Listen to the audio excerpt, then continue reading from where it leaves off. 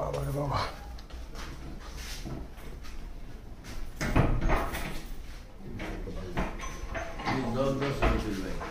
হ্যাঁ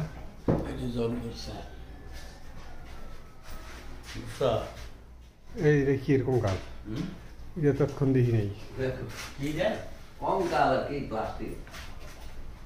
প্লাস্টিক না, প্লাস্টিক মানুষের একটা ছিল, এখন নাই।